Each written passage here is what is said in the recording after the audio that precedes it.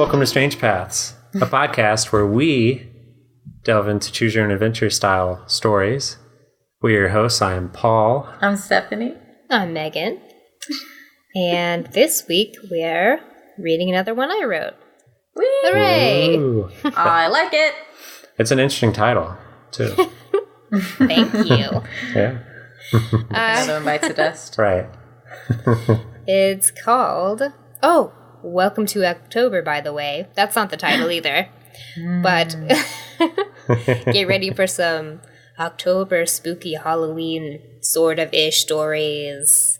Yay. I love how weird people get when October hits. Like all the, when what are those things called?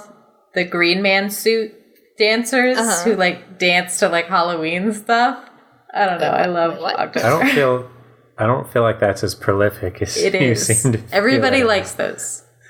No, I mean, I'm not saying people don't like it, but the way you described it makes it sound like there's an abundance. There's two, at least. Okay. Well, there could be three, Paul. Yeah. October is just that month where everyone's willing to be a little weird. I love it. Yes. So, wait, you didn't tell us what it's called yet. Oh, it's called Creatures of the Woods. Ooh, that sounds spooky. I can't wait to get spooked. Well, all right. Spook me. All right. Well, I don't have a warning for you.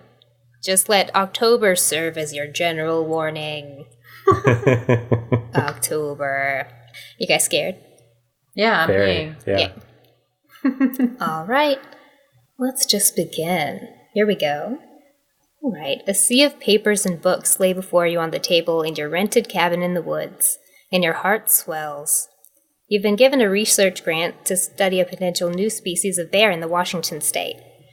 There have been sightings, which you mentally refer to as X-sightings, in the area, but the details aren't exactly clear. The only thing that separates the unknown bear from the native black and brown ones is the size. This bear is reported to be much, much larger. You've always been interested in animals and biology. When you were little, you played Barbie Discovers New Species, while your little sister cut the heads off of hers in order to make eerie floating heads called the Watchers. Yeah, I did. You remember. Whoa, you did what? not like the Watcher. Tell Paul about the Watcher really quick. No. Barbie's heads you can pull off and put them back on. Okay. Because there's a little plug in the neck. So I would hold it up by the hair and follow her around and call it the Watcher. That's terrifying. Look, Megan was scary. a bully when we were kids. It was the really only thing I could do that would scare her. It was scary. So you fought fire with fire? Yeah. All right. It's real nice. I'm so glad that the Watcher's in the story. Watchers are involved. I want them to be in every story. But who watches the Watchers? They watch Stephanie. themselves. Oh, okay. Yeah, I'm the keeper of the Watchers. Gotcha. Continuing. Let's see, the Watchers. You weren't a big fan. She dangled the head around you and made ghostly sounds to attempt to throw biologist Barbie off the trail. You prefer to ignore the floating horrors and concentrate on making your Barbie clothes out of burlap and twine that made sense for the climate she was going to. The clothes she came with were very impractical and way too flashy for her occupation, but you still kept them in case she needed to blend in with tropical birds. You wonder if your sister's antics caused you to strongly prefer the company of animals to humans later on.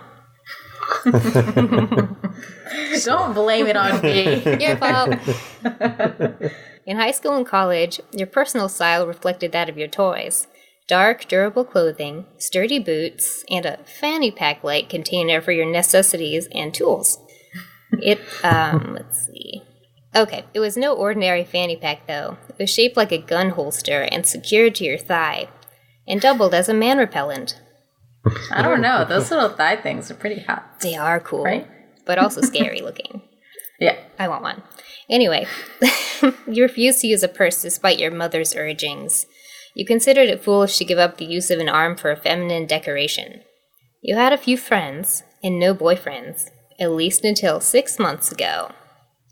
You wonder if it was a mistake to bring Dan to the cabin, but your relationship had been suffering lately, and by lately you mean the whole time. You glance over at the enormous amount of luggage he brought for the 2-week stay and frown. You'd only brought one light bag of personal effects and one additional bag for your tools and documentation, or tools for documentation and emergency equipment. His bags contain hundreds and hundreds of sheets of colorful paper. He's an aspiring origami artist and spends most of his time folding and refolding paper to attempt to create new classic designs. He wants to make a book called Never Before Seen Folds. Oh, God. He won't listen to you and you say it's a bad title. Meanwhile, he's already commandeered the bedroom and attached a sign to the door that reads, Folding Zone, do not disturb. Oh my God, he has a sign for it. Do you think the letters are made of like origami letters? Yeah, or like it's like a construction like look where it's got the tape. Oh, yeah. Black and yellow tape. Oh, God. Most of your relationship thus far has involved you trying to get him to look up from his paper and into your eyes, which has had a 2% success rate. You only started dating because he caught a glance at one of your books in the library and wanted very much to attempt to fold an origami version of the wombat shown. Also, he's extremely handsome. He took you on a date in order to study the picture more closely, and spent the entire time attempting to bring the wombat into the 3D realm, as he phrased it. God. He was the first boy that ever paid any attention to you, but now, looking at the door that closed 2 minutes after you arrived, you wonder if he was ever interested in you at all. Sure, he does things like go with you to certain events, like your science major's poker night, but he never joins the conversation about sea urchins or anything, and on every round he would immediately fold and then start folding, even if he'd had a good hand. Then he'd sigh as the game began again, and he had to put his precious paper down. I hate this guy. Oh, sorry. I was just saying I hate him. I hate him. We all hate Dan. Well, he has to fold. Look, I know he's passionate about his, whole folding thing, but come on. You gotta look up into somebody's eyes sometimes. 2% of the time. Maybe he just feels weird about looking at people's eyes. Well, he can look at her cheek then. Yeah. Just fake it. Yeah. You've had intimate moments as well, as most college-age people do, but you wonder if it's normal for a man to stop suddenly in the middle, shout something like, "Of course! Diagonal! Diagonal! Half!" and run off to begin a diagram, leaving you puzzled, sweaty, and a bit sad. You're aware that in nature, often opposite sexes will come together to mate, and then never see each other again once the goal was accomplished. But you're also aware that some animals mate for life, and even display affection. That video of the sea otters holding hands, for example? Sure, they might be doing that as to not drift off from each other, but you don't think that's the only reason. You really hope being in nature will spark something in him and be good for you as a couple. You bat away the creeping sadness and begin to put away your food supplies in the mini refrigerator. You put in your vegetables and boiled eggs, and try to puzzle out a way to cram Dan's hundreds of pounds of off-brand hot dogs, salami, and bologna in. This is my kind of lady. Well, that was Dan's. It's Dan's. Oh, that's Dan's? Yeah. Well, that's my kind of dude. You frowned at the appearance of all the meat. You've been a vegetarian since you were 6, because you wanted to be more like the omnivores you so admired. Stuffing all that meat in seems hopeless, so you walk over to the bedroom and knock. Dan throws open the door with an irritated expression. "What is it?" he barks. "I am trying to craft. I've entered the zone of laser focus." Oh, I'm sorry, Dan. I was just wondering where I should put all of your hot dogs, since we have such a small fridge. Hot dogs. I see. A few moments of silence go by. You can see his perfectly square jaw clenching. He quickly grabs something off a table and shoves it in your face. "See this?" he says through gritted teeth. "This was about to be a perfect snowy owl origami. And do you see that?" He points at a flaw in the intricate triangles on the bird's chest. "That is when you knocked on the door." Now, I came out here for a quiet place to concentrate. I thought we both came out here to study, so if you have any more important questions, Please think twice unless you want to murder another owl. He slams the door in your face. Oh. You step back in shock and try to think about the otters holding hands. Before you can properly conjure the image, you hear a sound outside. It's a very loud brushing sound. You gasp and listen. You aren't sure, but it might have heard grunting as well. It might be the super bear. Should you step outside with your flashlight to investigate, turn to page 2, or try to knock on the door and get Dan to come with you, turn to page 3. Wait, is it night? It's night. Okay. Oh, man. Dan sucks. Yeah.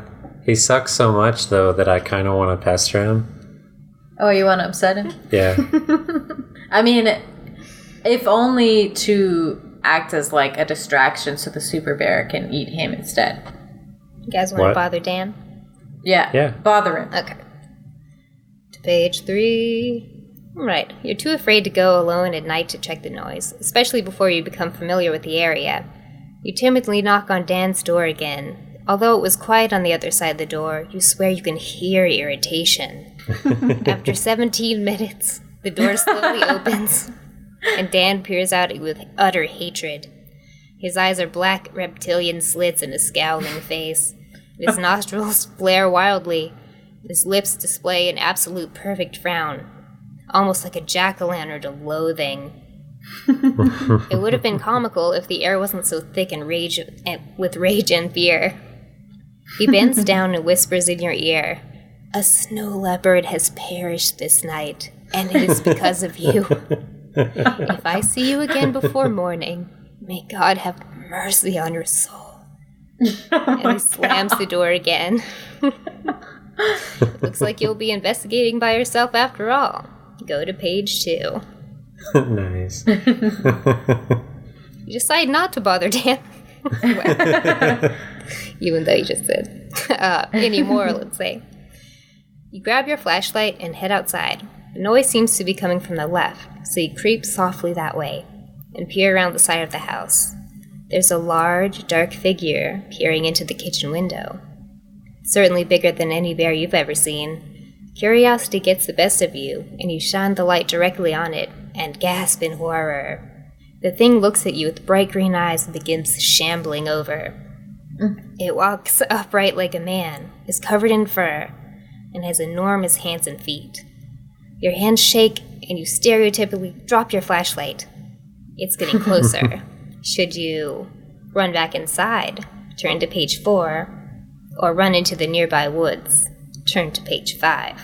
What do you think? Woods. Woods? It's scarier. So you just immediately want to go for the scarier? Okay. Well, Scarier where am I option. going to go in my house? He's going to bust down the door with his sensual hands. You lead him by Dan's door and you slap Dan's door so that he opens it. And then he kills him, and then you. No. He kills Dan and feasts on his corpse while we get away. The woods are his territory. Yeah. He knows them like the back What of if he his paw. likes you better? Like, what if he becomes your new lover? Well, he sounds hot to me. Shambling. Ooh. Shamble. I like a good shamble. Guess I need to work on my walk. Anyway. All right, fine. Let's go. No, we can go to the woods. Wait. What are we doing? No, let's go to the woods. I was going to say we could rock, paper, scissors. We could, but let's go to the woods. Fine. Okay. You run off into the woods as fast as you can, for as long as you can. You're not sure how long you've been running, and feel like your chest is about to implode. You stop and duck behind a tree, only to discover that nothing seems to be chasing you. Relieved, you turn around and attempt to assess where you are. You're not sure what to do. Slowly creep back to the cabin? Sleep in a tree for the night? A snapping sound breaks your concentration. You whip around and see a wolf. You grip your flashlight, prepared to crack it over the nose. But as it comes closer, you realize it has a human face. It speaks. Good evening. He sniffs in your direction deeply. Ooh, do you eat organic? Free range? All that crap? You smell absolutely gorgeous. You nod weakly. Guess what? It's your lucky night. I have a riddle for you. What kind of dum-dum roams around a forest at night during a full moon? What kind? You say almost inaudibly as you soak your pants. Meat food, it shrieks, before leaping toward you and tearing your throat out. Oh, shit. I've never been very good at jokes, it says to itself in amusement before devouring you. The end. Man, I thought for sure that the super bear was going to be our new boyfriend. I don't know what it is about animals with human faces. It's so creepy. It's, That's real bad. Yeah. Yeah. All right, fine. So, yeah, I think we should go inside the yeah, cabin. you think so? Mm-hmm. What was it? It made me think of... It was one of those Studio Ghibli or the Miyazaki movies. Mirror Mask. Okay? Princess Mononoke, the spirit of the forest. Yeah. What? The deer with the human face? Yeah. Oh! Yes. Yeah, it's freaky. Yeah, that thing weirds me out. Mm-hmm. Great movie, but... Yeah. God, I want one of those cute little forest spirit things. Oh, so sweet. Yeah. They were so helpful. So helpful. They kind of remind me of Mexican anime. jumping beans. Ugh. I felt so betrayed when I found out what was inside those jumping beans. I loved my beans so much. And then it was like, oh, guess what? It's a friggin' moth. Well, wait. Moths, yeah. So I guess it would be a caterpillar when it came out, which is, if it were just a moth, I'm fine with them. They're cute. But, you don't want any of it. Grumble. Did you discover while you had the Mexican jumping bean? Yeah, one day I just looked at my box and I was like, there's a fucking moth in here. Where did my bean go? Huh. I didn't connect the dots at all. No, I mean, okay, that's what I was asking. Like, when did you find out? Well, I was like freaked out, and then I went and asked mom and dad, and they were like, "Oh yeah, it's because it's a moth. It's your bean, idiot."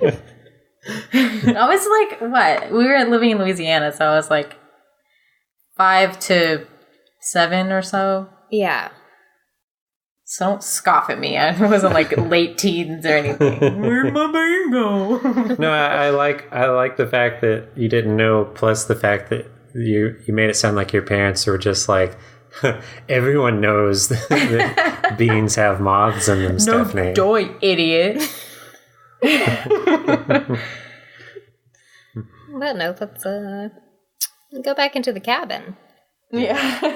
So anyway. You decide to run back into the cabin and manage to slam the door just before the creature could reach you.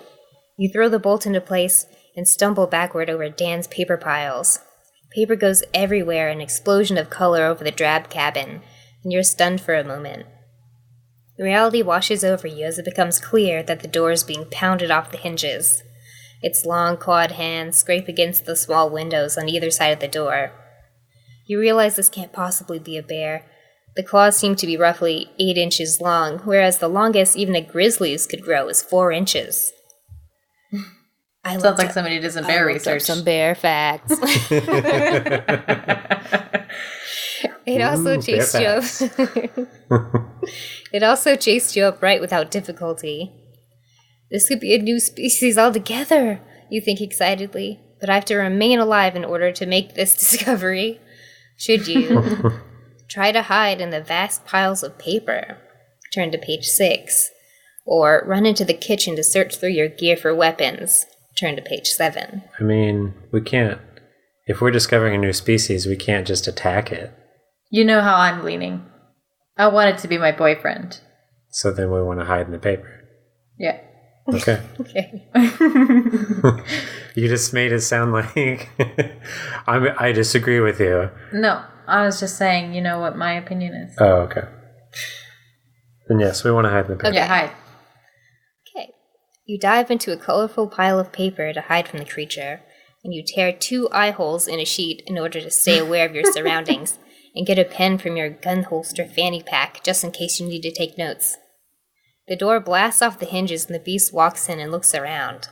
He sees your emergency backpack and puts it on his forearm like a bracelet, and appears to admire it for a minute, but soon his gaze shifts to the paper. He smiles grotesquely, hops over to a pile, separate from your own pile, thank God, and immediately starts tearing sheets in half, throwing them up in the air and laughing as they rain down. Such an engrossing sight that you forget to take notes. You jump as Dan's door flies open and he bursts out like a bull in a bullfight. What the hell? My paper! He shrieks unattractively. He begins throwing origami ninja stars at the creature, which seem to stick, but you're pretty sure they're just lodging in his matted fur. He becomes annoyed and grabs Dan by the face and pushes him backwards against the floor. And continues tearing paper. Dan shrieks again like a 6-year-old girl having a particularly bad birthday party and runs back into the bedroom. As your adrenaline wanes, you realize you're in pain all over your body. You've been shaking in the pile and accumulating hundreds and hundreds of paper cuts. Oh my God. Start to feel weak. You're losing a lot of blood. Before your vision goes dark, you smile because the beast seems like he's having just the best time ever. The end. Nice. Canon ending. I'll just say that now. Death by 1,000 cuts. No, I just like that he's having fun. I don't care about the cuts. He's having a good time. All right, so I guess we have to go to the kitchen. I thought, is it a kitchen? Yeah. Okay, correct. Then yeah. Sorry, I've just been listening. I'm sorry, I was so happy that everything flew out of my brain. Oh, okay. You scramble into the kitchen and root around your survival pack. Sure, you brought a taser for a bear just in case, but you're wondering if it will be effective for such a large creature. You put on your utility belt that features pepper spray, a few secure knives, 2 small pistols and ammo, a detonated grenade for aesthetic purposes, and a replica of a shrunken head. Mostly you employ this belt while walking around campus at night to ward off attackers, and it has proved useful so far. You crouch against the corner, taser and pepper spray at the ready, and wait. You focus on breathing deeply to steady yourself. A few moments go by, and your mind begins to wander. You hear music coming from the bedroom. It's MIA's Paper Planes. You think sadly. You think sadly back to your first date with Dan, when he played Paperback Writer in the background and taught you how to fold a simple fortune cookie. You thought your relationship would have gone in a different direction by now. You've been holding on to that first date crazily. The only time he was actually nice to you. Yeah, it does sound nice. You realize you've been ignoring the paper elephant in the room for too long and consider breaking up with him if you get out of this alive. Sudden breaking of glass snaps you out of your thoughts, and you clutch the taser tighter. The window by the fridge has been broken, and you watch in horror as an extremely long, hairy arm floats into the room, followed by an extremely large, hairy head, followed by... well, you get it. The creature stands full height in the kitchen and looks at you. He's easily 10 feet tall and barely fits inside. Your inner biologist screams at you to collect a hair sample, but you are unable to move. He turns suddenly and gives his attention to the ridiculous amount of cured meats on the counter. Should you tase him now? Turn to page 8. Or try to interact. Turn to page 9. Interact. Do you want to interact by tasing him? No. Is that what you're saying? No, he's my boyfriend. Right. So give him a shock. I love shock. Love shock. Look, Taser. Ultimately, I want to interact with him, so we'll tase him now so that we can like focus on the relationship later. So you guys want to tase? Okay. Yeah, let's tase him real quick. Just real quick. I like that you're automatically assuming that this is the bad choice. Yeah, it is, because I want him to be my boyfriend. While he's distracted by the meat pile, you shoot your taser across the room. The creature screams in pain and rips the barb out of his skin. He throws it to the ground angrily and runs towards you. You feebly grab the mace and hold it up, but a powerful paw swipes it out of your hand and throws it to the ground. The last thing you see is a 2-foot-long foot coming towards your face, and it all goes flat. Who knows if Dan will think you're dead in the morning while he steps over your limp body. He might think you're just doing a science exercise. That is, if he even notices it all. The end. Oh, Yeah! Boyfriend! I told you! I am glad it was just a foot that came at us. Oh my god. You're disgusting. All right, let's interact. Okay. I'm like rubbing my hands together excitedly. Is she really? She is, actually. I started doing it like without thinking about it, and then I realized what was happening. Okay. All right. You decide to try and not startle the beast and slowly stand up. He's pounding meat into his mouth faster than you've ever seen. And that includes... We took that in a... Yeah, that's the best out-of-context quote we're going to get. Yeah, that's going to be the tweet. And that includes the Norse gentleman you were paired with on an assignment who thought the amount of meat he consumed correlated with the amount of power he could absorb from animals. Having lunch with him was truly disgusting. You stand close to the beast now and mutter a gentle, "Hello." It stops feeding and looks at you. Unsure of where to go from here, you suddenly recall taking care of your nephew one time, and how he'd liked his hot dogs microwaved and cut up. Taking a risk, you reach for the hot dog slowly. The beast grunts but allows it. You almost crawl towards the microwave and push in the dogs. This is going to make a sound, okay? You say. He jumps a bit when it beeps, but remains non-violent. You take out the hot dogs, cut them up, and place them before him. He picks one up and takes a cautious bite. He yowls approvingly and smiles the biggest, most nauseating smile you've ever seen. His eyes fix on yours, and you notice they're very kind, sparkling, and a gorgeous green. As beautiful as the ocean at midday. You smile back. It points at the pile of meat in the microwave and gestures out the window. You somehow understand that he wants you to go with him. What should you do? Go. You go. Well, go with or stay behind. Paul, what do you think? I think we should let fate decide. You want to do a rock, paper, scissors? Yeah. Dang. Okay. Ready? Yeah. Wait, Megan has to say it, right? Oh. Because you guys always make me say it. Yeah. Oh, okay. Rock, paper, scissors, shoot. Scissors. Paper. Yes! Go with him! Okay. For the sake of discovery, and to a lesser extent curiosity, you decide to see where this leads. If you die out there, you're not sure Dan will report it, but few people would really care anyway, so screw it. You grab your emergency backpack and nod. Creature picks you up surprisingly gently by your waist and lowers you through the window. He begins handing you packs upon packs of hot dogs and salami, and suddenly there's a commotion. You hear faintly, "I am trying to get my fold on."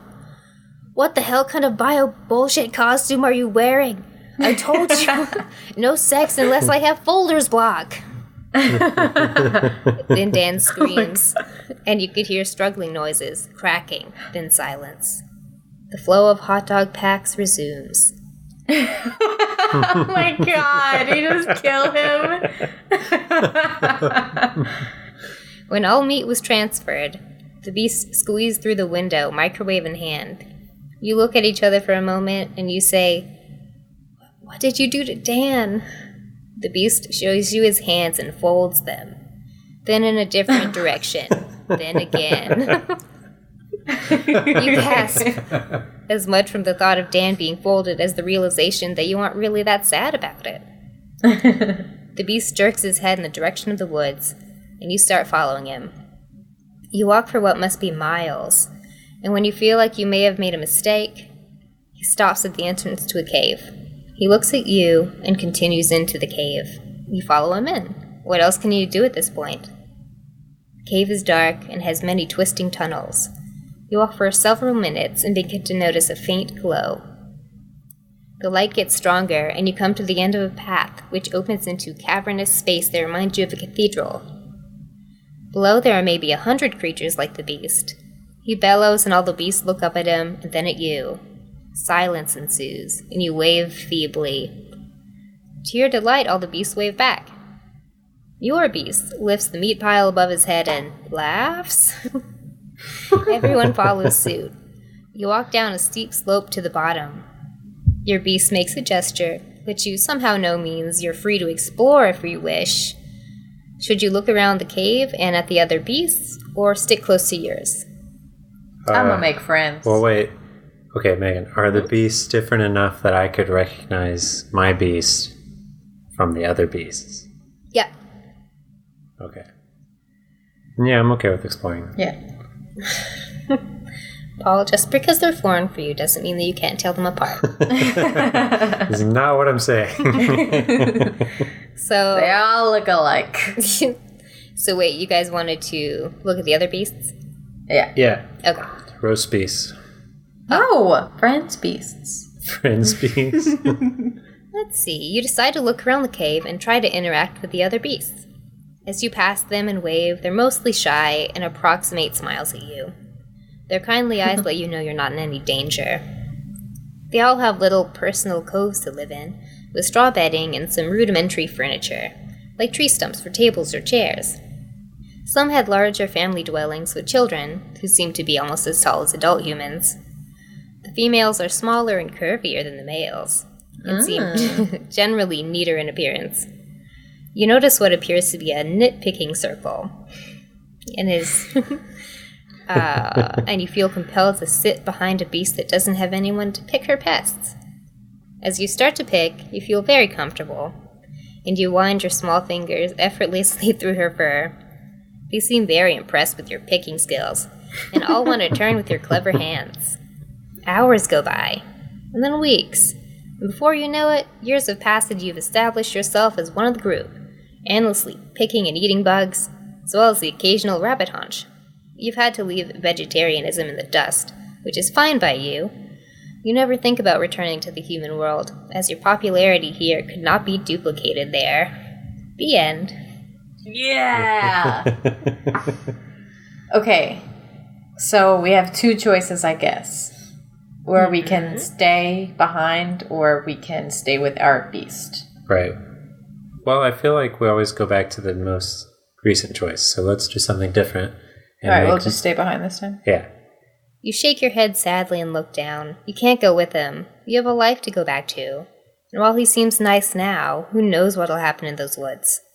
The creature looks sad for a moment, and scoops up the rest of the meat in his arms and squeezes himself out the window. Interesting, you think. He seems to be able to flatten himself like a rat.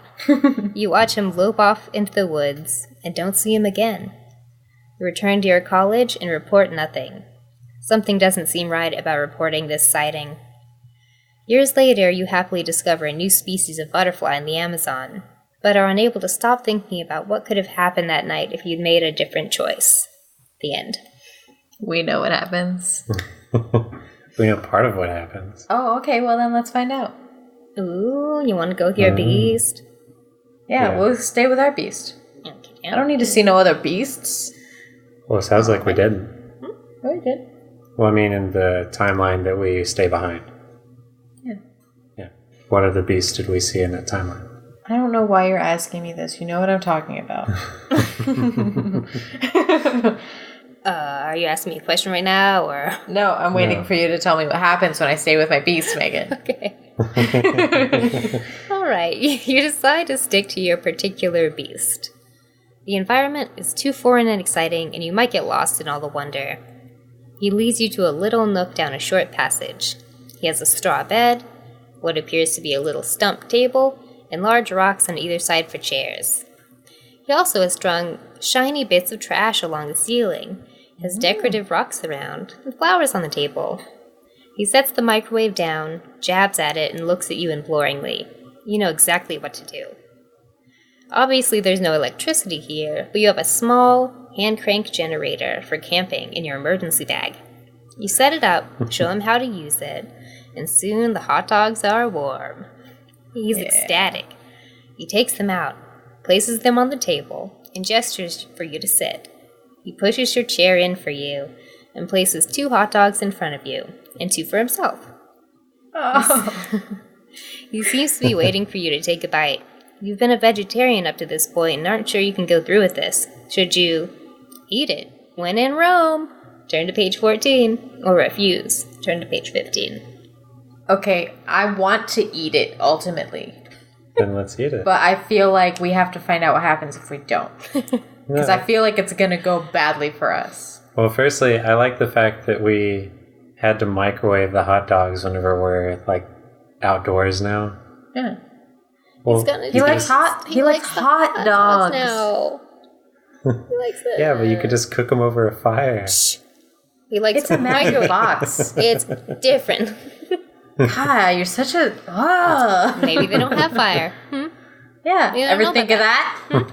Well, they would have fire before they'd have microwave. Nope.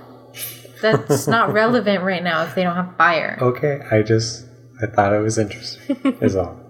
So let's eat the hot dog. You want to eat it? Yeah. Okay, fine. Let's eat it. Okay. When in Rome. All right. You grab the hot dog firmly and bring it to your mouth while locking eyes with the beast. He does the same and rips into his hot dog with a carnal ferocity you've never seen. Your heartbeat increases and you devour the dogs as if you've been starving. You both finish the meat in record time and are left rapidly breathing and staring at the other. You didn't notice before how noble his bone structure was, and how shapely his features. His rippling muscles become clear to you under his matted fur, and strong hands make Dan seem like the hands of a cherubic 5-year-old girl's. Before you know what's happening, you are making out hardcore! Yeah. Fur and I'm dancing right now. Fur and saliva fly across the room, and you let yourself be consumed by it. You'll remember every second of this encounter in crystalline perfection as the years pass. That first time so perfect in what is now your shared cave. The beasts don't have marriage per se, but you are definitely his territory and he yours. You live out to the end of your days hunting, gathering, and occasionally sneaking in cabins and stealing hot dogs. Or love sausage, as you prefer to think of them. You gotta feed your young somehow. Looks like you've discovered a new species after all. Yeah. Yes! Yes! I changed my mind. This is the canon ending. I got my boyfriend. So, I don't know why, but I decided whenever you're describing him, like, eating the hot dog carnally, that he eats it, like, from the side. He eats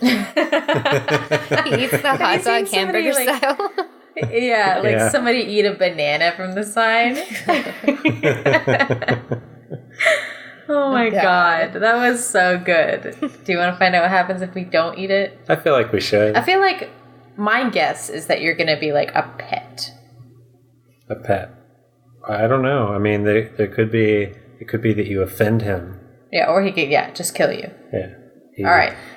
folds you. Oh shit, you think he's going to fold me? I don't know.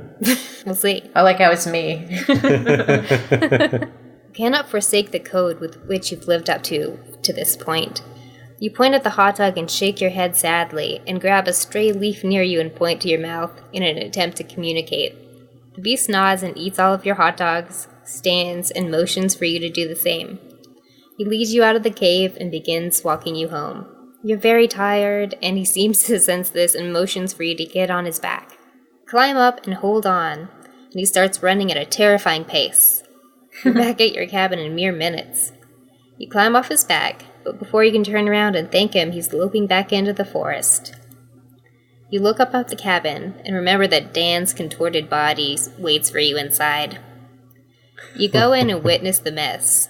You didn't even think it was possible for the human form to be folded quite like that. It's actually quite artful. You take a photo for posterity. Oh, nope. Concerned for the beast's well-being, you walk around and sort of smear his footprints slightly so they couldn't be identified, but left enough so you wouldn't be framed. Then you call the police, sighing, and wait. The end. Alright, so we chose. Yep. We choose the boyfriend. Boyfriend. Oh, okay. That's what we choose, Paul, okay? I don't know. He seems awfully judgy. What? He was just helping you because he knew that he didn't have anything for you to eat. He had the leaf. But you were just saying, saying. I eat leaves, not necessarily that leaf. Yeah. Duh, Paul. Okay. Don't you know how to communicate with a beast like that? God. I guess it just doesn't happen enough in my day-to-day. Get on my level.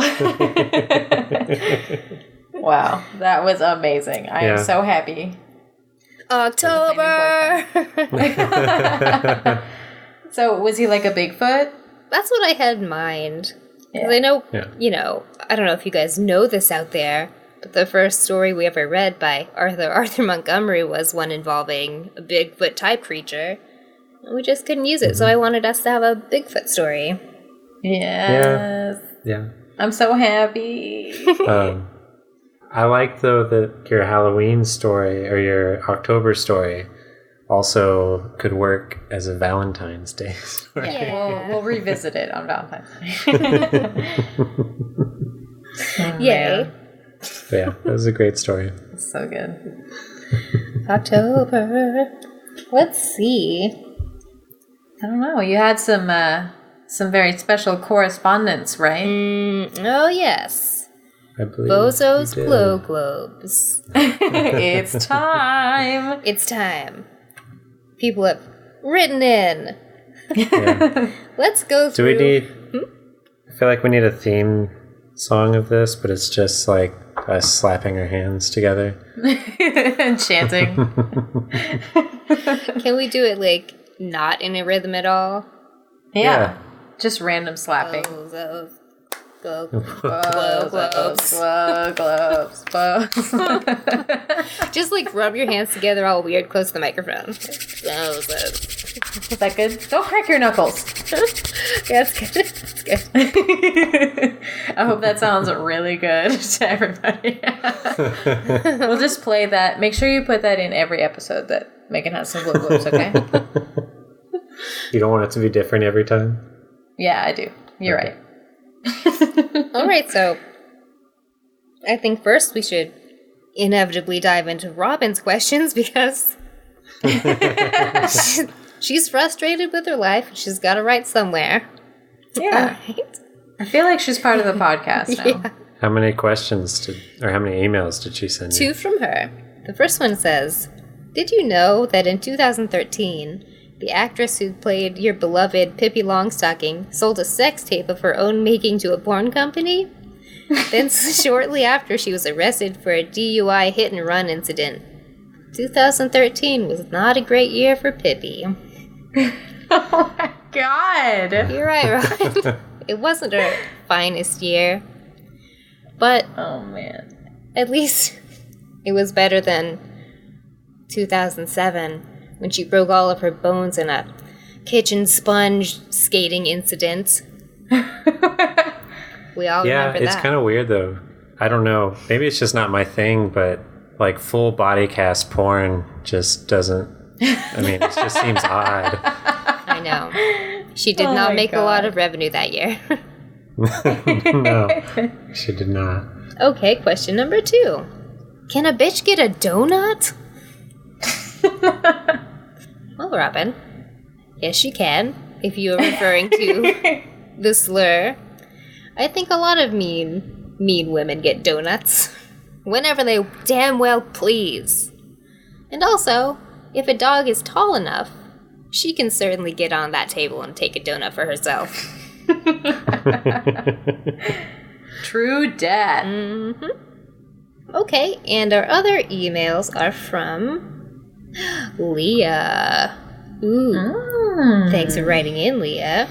She sounds like a horrible person. I think she's Just name alone. Yeah, just the name. Yeah. Ugh. I think she sounds like a beautiful, tall goddess. That's not what you said before we started. Yeah, What? you went on and on about how you were going to hate reading these emails. One question is, Anyway. how do you feel about female mechanics? Well, pretty good. I feel like, I don't know, maybe this is sexist of me, but I feel like I'm less likely to get ripped off if I'm dealing with a female mechanic. What do you guys think? I don't know. I mean, I don't mind. I remember one time I got my oil changed by a girl who looked like she was 12. And I felt weird about it, not because she was a girl, but just because I was 26 or something. And I was like, this little girl can do something that I have no idea how to do. Yeah. I guess, it wouldn't matter that she was a girl. Yeah, like if it was a little boy, I'd feel weird about it too. Yeah, like, why do you know that? Yeah. What's wrong with me? But I will say they are rare. Yeah. Yeah. Well, we all know that when I was in high school, I wanted to take shop, but they dissuaded me from doing it because they said it was just for career people that were interested in that. But I think it was because I was a girl. And now I still don't know what to do with anything. I can't change my oil. Yeah. I would have liked to take shop, but yeah, they were like, well, only go if you actually want to, like, be a mechanic. Bunch of jokes. Like it was very much a thing of like, if you don't plan on going to college, you can go here or you can take this class. Right. Otherwise, don't. Whatever, guys. Which is I stupid. should have just taken it anyway. What are they going to do? Yeah. You could take an adult class like in Frasier. No. Yeah. That episode was so good. Maybe I will. Oh, man. Question number 2 for Leah is, what do you think of this? And it includes a link to what seems to be a fanny pack that looks like an overweight, hairy man's stomach that you can put things inside of. So it says it's a dad bag for people who want a dad bod without eating junk food. I think that's pretty good. Is the dad bod that hard to obtain? Well, you don't want to. Oh, okay. You just want to sometimes put it on. Gotcha. Yeah. Sometimes. Well, I don't know, Megan. Like, does that sound like something you'd want to strap around your thigh? Ooh, maybe. Oh, yes. Oh my god. They just have like a growth. a hairy growth with like a navel Oh my god. hanging from your thigh. It'd be good on my thigh, but also I think it would be nice, like if I'm walking alone at night or something, just to have it peeking out of my shirt. You know? Yeah. Just as a deterrent. Like catnip. Oh. Or you could wear it like a bandolier and give yourself a hunch. Oh, yeah. Yes. See, it's got so many uses. All You could good put a ideas. balloon in there. Yeah. So many good ideas here. Wait, why the balloon? So it would be inflated all the way. Oh, Yeah. I was thinking like that would be part of your, like in addition to wearing it around your waist so that, you know, you can walk freely at night, but also if someone like does come up to you, you can pop it. Yeah, I'd be like, oh my god! Ooh. Yeah, you could Fill the balloon with blood. Oh, I was going to say jelly, but yeah. Yeah. Oh no, jelly's better because then you can eat some, and they'll be like, "Why? eat No." Yeah. Well, Dad Bod fanny packs, feel free to sponsor us. We love you. Yeah. Thumbs up. I'll take a photo shoot with one of those. Yeah. Oh wait, is an eye patch? We will wear them every episode. Yeah. Guaranteed. Yeah. There's no way that you can tell if we aren't. Shh. Oh, Don't I was just saying. don't give it away. I'm just saying. Let's see. We have one more question from Leah as well. Hooray. Yeah. It says, I'm listening to Strange Paths while completing my patriotic duty of sitting in a room with 300 people while we wait for a judge to summon us to the great 901 Poplar. Jury duty. Ever heard of it? You three are really getting me through a rough patch. Once I put my earphones in, I become invisible. No one talking to me with Cool Ranch Doritos breath about politics. Pure magic. But who eats Doritos for breakfast? Come on! Thank you for making this podcast. You're also talented and funny. You coming to town soon? Well, Leon. Oh, that's nice. You know what? I am coming to town soonish. Christmas! Yeah. Nice. It's October. It's almost Christmas. Leon's probably going to go to Indiana. But you know what? I'm going to see you. I'm going to make sure that I get there before you leave. Yeah. You're the best, Leon. Yeah. Now, as far as the Doritos for breakfast thing, I feel like I can't judge someone too harshly on that. Not because I've done it, but because You have. But because I feel like if they're doing that, it's not like they had a choice. They did. Yeah, like they had like that was available to them and there was nothing else. Yeah. Could But be. I mean, Why? What are you saying, that like they just had poor life choices, so they should have pulled themselves up by their bootstraps? No, what? I was saying go find a dang banana. And eat But it from the also, side. I've had, like, we don't have chips very often anymore, and so whenever we do have them, it's, like, so exciting that I don't know, I'd probably tear into a bag for breakfast if I had it in my house. I like eating cut up hot dogs for breakfast. Yeah. Or, like, on the last day of Yeah. school, Mom would let us eat, well, I mean, there's no contest, of course I'm going to agree with you, but Mom would let us eat ice cream for breakfast on the last day.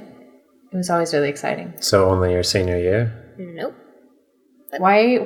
Oh my god. You know what I'm saying? That sounds terrible, though. It was exciting. We like sugar, liked okay?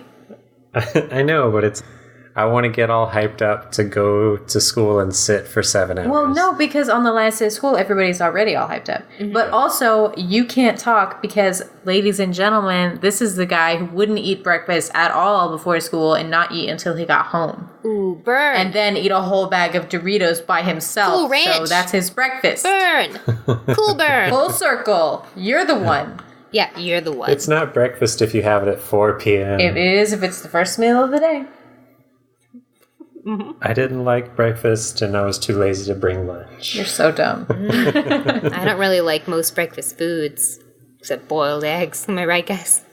Megan, you don't like a good pancake? Oh, no, not really. You don't like a good waffle? It's okay, but I'd prefer not to. Ugh. You don't like some Kappa Crunch? Oh, no. The weird That's what mouthing. adults eat, right? Ugh. I don't like that. I like some cereals. You know what I've been doing lately that's, quote, cereal? Is I cut up an apple, I put it in a bowl, and also banana, and I throw some walnuts in, and some coconut flakes, and some hemp seeds, and then I pour some almond milk over it. Bam! That's my cereal Hey. bowl. I love it. That sounds like a Bigfoot cereal to me. Yeah. Everyone try it out. But don't take all Yeah. my walnuts. I'll come for you. And you can email us. Where, Paul? You can email us at strangepathspodcast@gmail.com. Or you can tweet at us or be tweeted at by us. What is it? At Strange Paths Pod on Twitter. Or as you might have already guessed, you can email only me with unrelated questions, whatever you want, at bozosglowglobes@gmail.com. And if between all the emails and tweets that you send us, Yeah. you have extra time, I mean, how could you? But if you do, Yeah, just think about us all the time. yeah. You can also leave us a review or rating on iTunes. It helps. Do it, It or makes I'll us very burn excited you. also. Oh, sorry. Megan will burn you, but I will be excited. Yeah. We'll be happy while you're burning. Yeah. Well, no, in that case, you'll have done it. So you won't Well, be. we can but still burn them. We can Right. burn whatever we want. Yeah, don't box It's me. As soon October. as they put in the review, right? That's when we burn them. Yeah. Okay. Because then they've done their task. Right. I like it. Yeah. So thanks for listening, everyone. We'll Thanks. see you next time. Bye. Bye. You had to say the last bye. Yeah. Yeah. Bye. This is Paul, by the way. Bye.